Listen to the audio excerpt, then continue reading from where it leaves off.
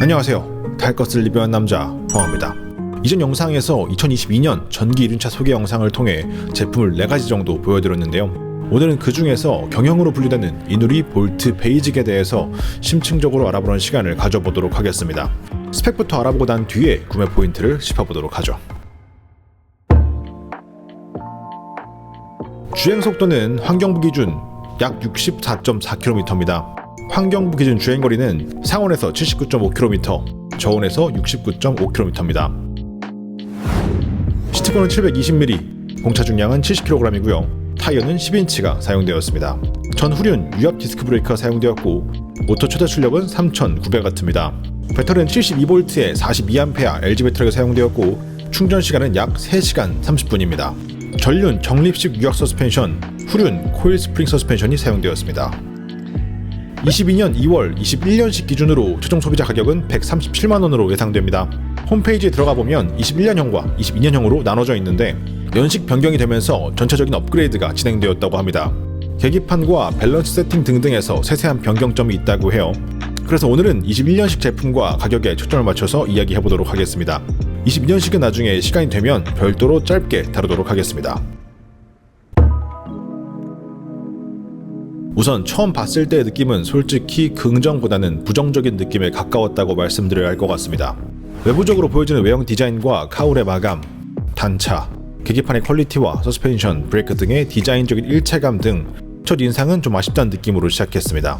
그래도 다행이었던 건 주행했을 때의 출력감이 굉장히 경쾌하게 느껴졌고 서스펜션과 브레이크가 디자인적으로는 생소하지만 자세히 보면 그 외관과 품질은 굉장히 깔끔하게 완성되어 있는 것을 볼 수가 있었습니다.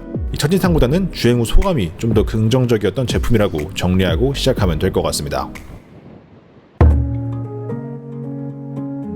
볼트 베이직에는 10인치 타이어가 적용되어 있습니다. 일반적인 전동 스쿠터에서 12인치의 바퀴를 사용하기 때문에 일반적인 기준보다는 조금 더 작은 크기의 바퀴가 사용되었다고 볼 수 있겠습니다. 사실은 단점으로 작용할 수도 있는 부분인데요. 그런데 의외로 실제로 탔을 때 바퀴가 작다는 느낌이나 승차감이 부족하다는 느낌은 거의 없었습니다. 오히려 작은 바퀴 덕분에 체감 출력이 더 상승하고 체감 속도가 좀 더 빠르게 느껴지는 효과가 있어서 작은 인치수 선택은 이점이 더 많았다고 볼 수 있겠습니다. 솔직히 상식적으로 생각했을 땐 좀 의외인 부분이었습니다. 당연히 인치수가 작아지면 승차감이 떨어지고 안정감이 떨어진다고 느껴져야 되는데 그렇진 않았거든요. 아마도 실제 최고 속도가 65km 정도로 아주 높지 않은 상황에서 체감 속도가 좀 더 빠르게 느껴지면서 답답한 느낌이 줄어들었기 때문에 이런 느낌을 받은 것 같습니다. 기본적으로 적용된 계기판은 많은 아쉬움이 있었습니다. 기본적인 시인성과 디자인적인 부분도 그렇고 속도 게이지도 정확하지 않은 편입니다. 실제 속도보다 조금 더 빠르게 표시되는 것처럼 느껴졌습니다. 배터리 잔량에 대한 정보는 매우 정확하게 표시됩니다. 전체 영역에 걸쳐서 잔량이 고르게 떨어지고 전원 온오프를 기점으로도 변화가 거의 없습니다. 사실 전기 배터리를 이용한 탈 것의 특성상 배터리 잔량 표시는 아주 중요한데 이걸 정확하게 백분율로 나타내는 건 생각보다 굉장히 어려운 일입니다. 사실 어느 정도 브랜드가 알려진 기업들을 제외하면 대부분의 회사가 이 배터리 표시가 부정확합니다. 그런 의미에서 이 부분은 확실히 장점이라고 할 수 있겠습니다. 물론 이 데이터는 제가 100km 정도를 이용하면서 측정한 내용으로 장기적으로 보면 데이터가 달라질 수도 있습니다. 참고만 해주세요. 아무튼 절대 이게 당연한 건 아닙니다. 진짜 이 배터리 정보는 부정확한 회사들이 진짜 많아요. 핸들 뭉치와 버튼부는 사용성은 나쁘지 않습니다. 버튼 피드백도 있는 편이고 방향 지시 등 리턴 버튼도 있어서 사용이 편리했습니다. 비상등은 양쪽으로 이렇게 키시면 비상등이 됩니다. 패싱 버튼은 없습니다. 그리고 디자인적으로도 중국 느낌이 좀 많이 나서 그런 부분이 아쉬웠습니다. 트로틀의 감도 세팅은 매우 훌륭합니다. 1, 2, 3단에 관계없이 아주 느린 저속에서 최고속까지 트로틀의 감도만으로 부드럽게 조작할 수 있었습니다. 브레이크 센서가 동작하면 스로틀도 동작하지 않기 때문에 오르막에서 정차했을 때는 브레이크를 잡은 상태에서 스로틀을 당기면 모터가 동작하지 않습니다. 그래서 오르막을 오를 때 약간의 팁이 있다면 스로틀을 반 정도 당긴 상태에서 브레이크를 놓으면 브레이크가 놓아지면서 바로 모터가 동작하기 때문에 뒤로 밀림을 최소화할 수 있습니다. 이때 포인트는 스로틀을 반만 감고 브레이크는 과감하게 놓는 겁니다. 한번 해보시면 감이 올 거예요. 순정으로 장착되어 있는 사이드미러는 정말 별로입니다. 이건 사제품으로 괜찮은 거 하나 사서 장착하시는 게 좋겠습니다. 전반적인 주행 밸런스는 10점 만점에 6점 정도 줄 수 있겠습니다. 주행을 할 때 내가 의도한 것보다 조금 더 누워진다는 느낌 또는 무게 중심이 내가 생각한 것보다 조금 더 위에 있다는 느낌, 저는 그런 느낌을 받았습니다. 적응하면 주행에 문제는 없겠지만 아주 밸런스가 좋은 제품이라고 하기에는 아쉬움이 있었습니다. 서스펜션과 브레이크는 앞에서 말씀드린 것처럼 처음 보는 디자인과 브랜드의 제품이었는데 생각보다 느낌이 좋았습니다. 이 브레이크를 잡을 때 담력 전달이 상당히 균등하게 되는 편이라 실제로 주행하는 동안 제동력은 상당히 준수하다고 느껴졌습니다. 시트고가 720mm로 낮은 편입니다. 168의 남성 기준 양발 착지가 아주 여유롭게 가능하고 차량이 가벼워서 부담이 적은 장점이 있습니다. 포지션은 조금 아쉬운데 낮은 시트고 대비 발판 높이가 높아서 신장 168의 남성이 앉았을 때 옆모습을 보시면 핸들은 다소 낮고 발판은 다소 높게 보이실 겁니다. 실제로도 편한 포지션은 아니었습니다. 키가 크신 분들에게는 더 불편할 것 같아서 이 부분은 특히 아쉬웠습니다. 인일 모터치고 꽤 큰 소리가 발생하는 편인데 이 소리는 개인적으로 굉장히 좋았습니다. 다른 부분보다 이 모터 소리 때문에 전반적인 만족도가 올라가는 생각이 들 정도로 적당히 기계적이고 일반적으로 생각하는 이상적인 모터 소리가 들립니다. 조금 과장하면 전기차에서 나는 것 같은 그런 사운드가 들리는데 조금 더 컸으면 좋겠다는 아쉬움이 있을 정도로 저에겐 굉장히 좋게 들렸습니다.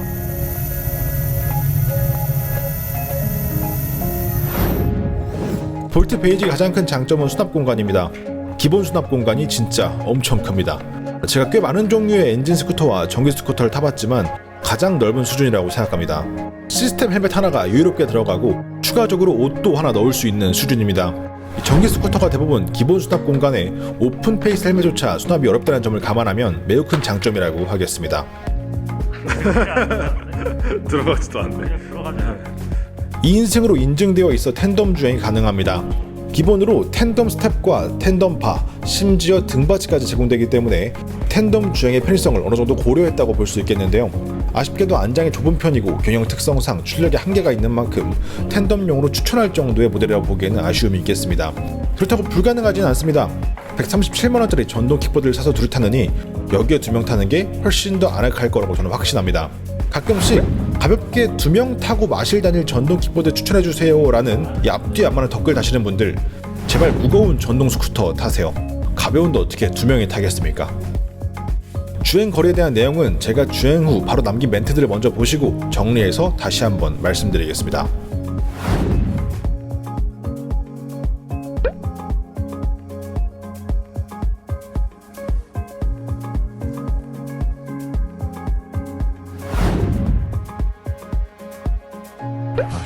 씩 2번 편도로, 그러니까 총 30km 주행한 결과고요. 지금 15km인데 이거는 계속 어제부터 17, 18 살짝 더 높게 뜨네요. 한 20% 정도 높게 표시가 되고 있어요. 조금 아쉽네요. 이 정도 거리면 사실은 거의 유사하게 나와줬으면 좋겠는데. 45km째 세 번째, 그러니까 15km씩 3번 주행한 상태입니다. 이번에도 보시면 18km, 그러니까 이번에도 역시 한 20% 정도 더 나왔죠. 그래서 이건 좀 아쉬운 거라고 보시면 될 것 같고, 그 대신 굉장히 고무적인 게 배터리 잔량이 아직도 31%가 남았는데 이게 굉장히 균등하게 떨어지고 있습니다. 100%부터 제가 15km 탈 때마다 딱 4분의 1씩 딱딱딱 떨어져 있는 거고요. 지금 이게 제가 내일 회사까지 다시 돌아갈 수 있다면 아마도 이게 한 10% 정도 남을 텐데, 그렇게 딱 떨어진다고 하면 정말 배터리 잔량에 대한 이 뷰어는 진짜 잘 되어 있는 거라고 보시면 될 것 같아요. 지금까지의 주행 느낌은 솔직히 경영치고는 출력 저하도 되게 적은 편이고 주행 거리가 일단 굉장히 잘 나온다, 이 느낌 정도로 지금 보고 정리하도록 하겠습니다. 내일 마저 테스트 하도록 할게요. 마지막 테스트입니다. 보시는 것처럼 지하 주차장에 지를 해둔 상태이고요. 배터리는 어제랑 그대로 31%로 표시가 되고 있습니다. 껐다 켜도 배터리가 그대로 나온다는 거 바람직한 현상이죠. 가끔 안 좋은 제품들 있기 때문에. 자, 여기서 다시 또 사무실까지 가보도록 하겠습니다. 15km 더 주행해 볼게요.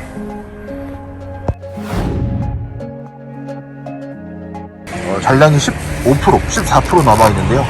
15%의 충전등이 들어오고 15%를 기점으로 출력이 이제 확 떨어지면서 초속도가 한 40에서 50 정도에 고정이 되는 것 같습니다. 그래서 지금부터는 현실적인 주행은 좀 어렵고 충전하러 돌아갈 수 있는 정도의 주행만 가능한 상태가 됐어요. 그래서 지금까지 주행 거리가 15, 15, 15, 11. 그래서 대략적으로 합쳤을 때 한 56km 정도 나왔습니다. 그래서 2022년 2월 기준 15km씩 4번에 걸쳐 나눠서 주행한 후기입니다.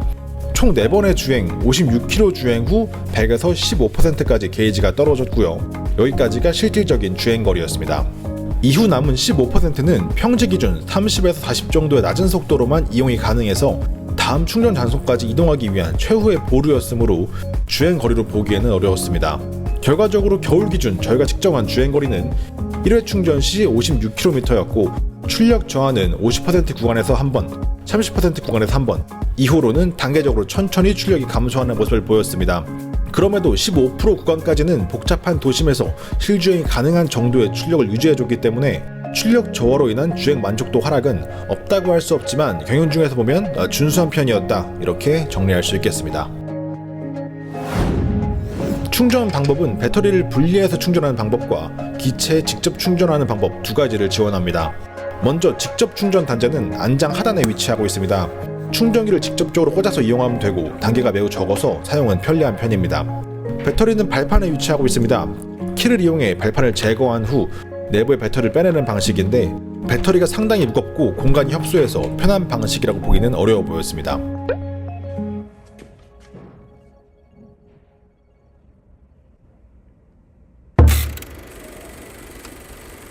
이렇게 해서 이누리의 볼트 베이직에 대해 살펴보는 시간을 가져봤습니다. 전반적으로 완성도는 아직 아쉬웠지만 경영이라는 분류 대비 꽤 강력한 출력감과 준수한 주행거리 대비 저렴한 가격이 구매 포인트라고 할 수 있겠습니다. 저렴하면서 성능 좋은 제품을 구매해야겠다고 마음먹었다면 100만원대 초반대에는 거의 선택지가 없기도 하고요. 오늘 영상의 제품이 조금 아쉽게 보였을 수도 있는데 솔직히 이 정도면 처음 전동 스쿠터를 접하시는 분들이 만족하고 탈 수 있는 수준은 넘어서는 제품이라고 생각합니다. 시중에는 이거보다 모자란 제품이 너무나도 많고 그런 제품들이 지금도 아주 잘 팔리고 있거든요. 이누리라는 회사가 아직 업력이 짧아서 누적 판매량이 많지 않은 편이라 후기 정보가 많진 않습니다. 참고하셔서 구매하시면 되겠습니다. 22년 전기 이륜차 보조금이 대폭 줄어들면서 경영 제품들의 가격이 21년 대비 굉장히 큰 폭으로 상승할 것으로 예상되고 있습니다. 그런데 야속하게도 보험금 역시 계속 높아짐에 따라 저렴한 바이크로 입문하려는 대학생분들이 특히 고통받고 있죠.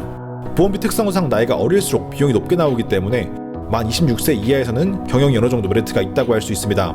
만 26세 이상부터는 경영, 소형에 따른 보험비 차이가 드라마틱하게 크지 않기 때문에 크게 고민하실 필요는 없습니다. 여기까지 오늘의 리뷰였습니다. 사실 22년도 보조금 관련 전동 스쿠터 리뷰를 준비하면서 어떤 제품을 보여주면 좋을까 고민을 많이 했습니다. 제가 이 채널을 운영하면서 가고자 했던 궁극적인 방향성은 리뷰를 보고 제품을 실제로 구매하는 분들에게 피해가 없을 만한 제품을 선정해서 저희가 실제로 제품을 경험해보고 그 경험을 업체에게 피해가 가지 않는 선에서 최대한 많이 소비자에게 전달하는 것이었습니다. 그래서 결과적으로 이 소비자가 제품을 사기 전에 이 진짜 리뷰를 보고 제품 구매를 결정할 수 있는 환경을 만들어내는 것이 목표였습니다. 그 목표까지 도달하기 위해서 정말 많은 노력을 했고 사실 지금도 노력 중입니다. 그런데 이게 정말 쉽지 않은 일입니다. 보이지 않는 장벽이 너무나 많습니다. 아무리 검증하고 아무리 정보를 찾아보고 영상을 진행해도 회사의 흥망을 예측할 수 없을 뿐더러 제품의 추후 문제를 예상할 수도 없죠. 심지어 저희 채널을 상대로 뒤통수 트인 업체도 수없이 많습니다. 결국 리뷰는 어디까지나 저희가 직접 한 경험을 그대로 전달하는 것 자체가 최선이라는 생각을 많이 하고 있습니다. 그래서 22년도에는 최대한 많은 전동 스쿠터를 보여드리려고 합니다. 일단 보여드리고 그 경험을 제공하고 그 후의 선택은 시청자의 몫으로 남겨두려고 합니다. 물론 제품 선정에 있어서 저희가 생각하는 최소한의 선은 여전히 존재할 것이며 그 기준에 미치지 못하는 제품이라면 영상을 만들 계획은 없습니다. 그 기준은 여러 가지가 있겠죠. 그간 업체 행보에 문제가 있다거나 업계 내부적으로 이미지가 너무 안 좋다거나 제품 자체에 치명적인 이슈가 있다거나 아니면 실제로 제품을 테스트했을 때 소비자에게 그 경험을 그대로 이해하기 어렵다고 판단될 정도로 낮은 경험을 제공하는 제품 등등 그런 제품들은 아마 앞으로도 소개하기 어려울 겁니다. 그런 제품들은 굳이 소개할 필요가 저는 없다고 생각해요. 제가 채널을 운영하면서 얼마나 많은 일을 할 수 있을지 모르겠지만 전동 모빌리티를 구매하기 전에 최소한 필요한 정보를 알고 살 수 있는 환경을 만드는 거 거기까지는 좀 이뤄보고 싶습니다. 각 제조사에서 제시하는 스펙이나 상세 페이지만 보고도 제품을 샀을 때 이질감이 없는 그런 사회는 힘들겠죠. 아마 그런 사회가 온다면 저희 채널은 필요가 없어질 겁니다. 저는 저희 채널이 빨리 필요 없어졌으면 좋겠습니다. 항상 감사합니다.